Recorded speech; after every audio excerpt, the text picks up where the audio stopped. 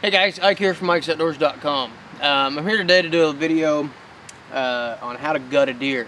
And the reason I'm using this fake deer is because I put up one several years ago when I first started doing this, and I used a real deer. And recently, YouTube's flagged it for inappropriate. Basically the gore, basically the whole process of gutting a deer. And they put an age restriction on it and stuff like that. So what I want to do today is do a how to gut a deer video that everybody can watch.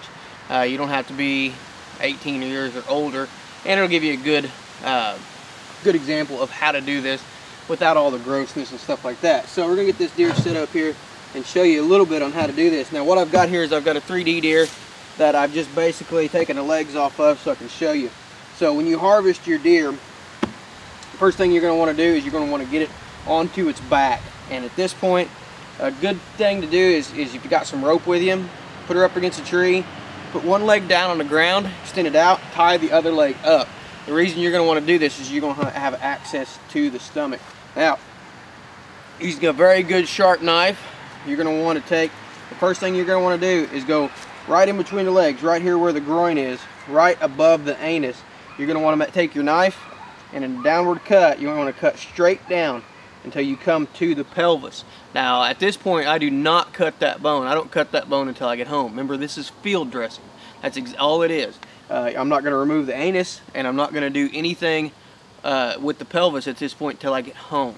So what I'm going to do is with my knife straight like this, I'm actually going to cut down until it hit the pelvis, until it hit the bone. And at this point, you're going to have to go through several layers of skin and muscle. So once I get there, I'm going to have a nice long opening there, and I'm actually going to take the my knife at this point, and I'm going to turn it over.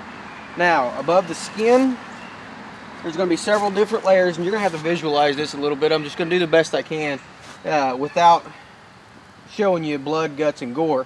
But at this point, you're going to have the skin opened up, you're going to be able to see the muscle, and you're going to have the muscle tore open.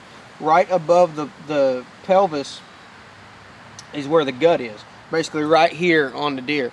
At that point, you're going to insert your knife just a little bit to get the muscle cut. And as soon as you get the muscle cut, what I do is I insert 2 fingers in there, I insert and I rip and I pull. At this point, you do not want to puncture the gut, and you do not want to puncture the paunch. Not only does it smell bad and it's gross, it'll also ruin your meat down here. Any meat that I get gut material on, I pretty much cut and throw it away. So at this point, in front of the pelvis, you're going to make a very small incision, and you're going to take your fingers and you're going to actually rip this open. So right in front of the pelvis, you're going to insert 2 fingers. And when you insert your 2 fingers, like you're going to insert them just like this. And when you insert them just like this, you're going to take your knife, you're going to put it in there just like that, and you're going to lift and you're going to cut all the way up to the sternum. Now, and everybody does this different. There's no one way of doing it, but all you're trying to do at this point is get the organs out. So you're going to put your fingers in there until you can get them in there. You're going to insert the tip of your knife, you're going to pull, and you're going to move just like that. And as you do that, it's just going to rip right open, and you're going to do that all the way up to the sternum right here. And at this point, you're going to reach in and you're just basically going to pull all the guts and all the internal organs out that you can at that point. When it comes to the anus at this point, you can take a zip tie with you, and you can actually go to as far back to the anus as you can, zip tie that thing off, and you can actually cut it then, and you can pull everything out. Now you're going to have to do a little bit of ripping, you're going to have to do a little bit of tearing to get some of this stuff out. And you may have to actually do some cutting along the kidneys and some of the stuff that's actually attached to the cavity. You may have to do a little bit of cutting there, but for the most part at this point, you can actually rip all this stuff out. So at that point, you've got all the intestines out, you've got the kidneys out, you've got the majority of the organs out. So you're all the way up to the sternum. Now, if this is a deer, a trophy deer that you're going to have mounted, this is where you're going to have to stop. You do not want to cut above the sternum on a deer that you're going to have mounted. So if you're at that point and it's a buck that you're going to have mounted or a deer that you're going to have mounted, you're going to have to stop right there, and you're going to have to take your knife, and inside the chest cavity you're going to take your knife and you're going to basically cut here, and you're going to cut here, and you're going to notice inside there is what it looks like 2 real thin membranes of skin, and what that is the deer's diaphragm. So you're going to cut that diaphragm, and you're going to reach in there and you're going to feel the heart, you're going to feel the lungs, all that stuff like that. you're gonna have to reach in there with your left hand, and you have to start ripping and pulling and maybe doing some cutting as you do it.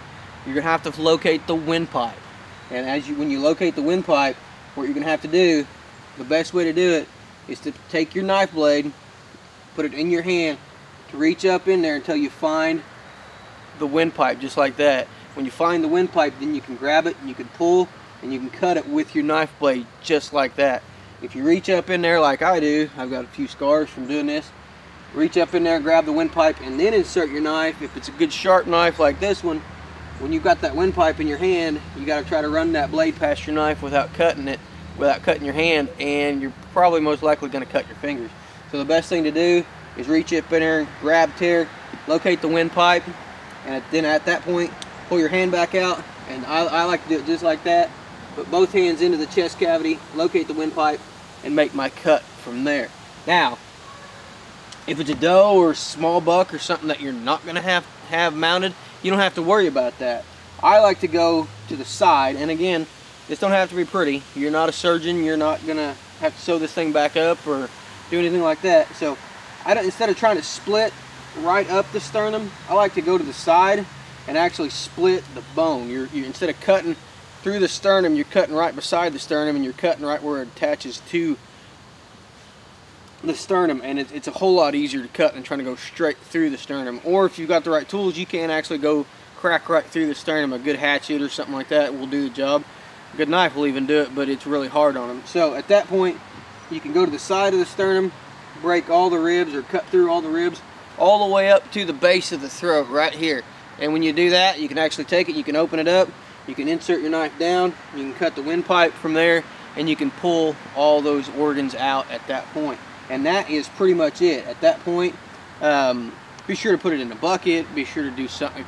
If it's your property, do whatever you want to with it, you know, but check your state regulations and things like that on what you're supposed to do with that. If it's on someone's land who you've got permission to hunt on, you may want to check with them. You may not want to, they may not want that laying right there. You know, it's going to attract coyotes, it's going to attract buzzards, it's going to smell. So be sure to take proper care of the remains when you get done field dressing it. Now, when you get this thing home, hang it up, and when you get to the point where you're ready to remove the anus, at that point, you cut around it, bring it inside and use a tool or something like that. Pretty easy to remove, but I just don't deal with it in the field because I don't like to break the pelvis until I'm completely done with an animal. So it just makes it harder to hang, makes it move a little bit more. So I hope that you guys can understand this, and I hope I made this as clear as possible. I do have another video that I'm just going to go ahead and leave up, but it is age, you have to be 18 years or older because of the gore that is involved with that one. And that one, I actually gut a live deer, or not a live deer, I actually gut a deer that I just recently harvested. So this is one for all you guys out there that are 18 and under, or for you guys who just don't want to see the gore. That's the basics of it. When it comes down to it, there's no right or wrong way to do it. The main thing is you do not want to puncture the gut or the paunch. Other than that, it's just get all the organs out. So that is how to field dress a deer. For more product reviews, how-to videos, be sure to check us out, ikesoutdoors.com. Appreciate you guys watching.